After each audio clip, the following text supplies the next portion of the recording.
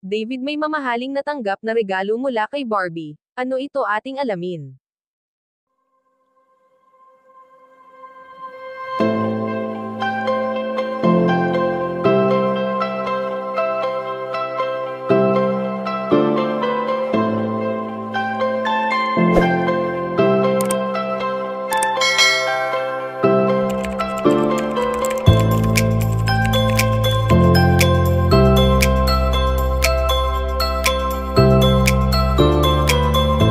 Marami nga sa mga taga-subaybay ng Barda ang sadyang nasisiyahan sa mga update na inilalabas nina Barbie Forteza at David Licauco sa kani-kanilang mga social media accounts.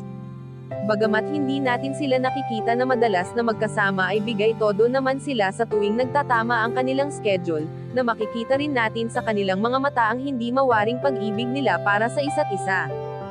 Sa closeness na namamagitan ngayon sa tambalang Barda ay hindi nakataka-taka na dumating na ang oras o araw na sila ay nahuhulog na sa isa't isa, lalo pa nga na nakatatak na sa puso at isipan ng mga netizens ang kanilang mga pangalan.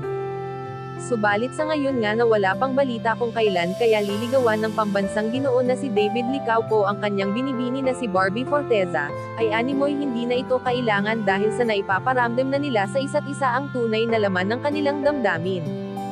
Sa ngayon nga ay ayon sa aming impormasyon na nakalap na nakatanggap si David Licauco ng mamahaling regalo na nagmula mismo sa kanyang binibini. Ang munting pagbati ni Barbie Forteza kay Ginoo na nagsasabing, "Happy birthday Alexander at David Licauco, sana palagi kang masaya and healthy, always proud of you." Sa ganitong sinabi nga ng dalaga ay animoy mamahaling regalo na ang natanggap ni Ginoo. Kayo mga kachika, anong masasabi nyo dito? Please leave the comment and don't forget to subscribe.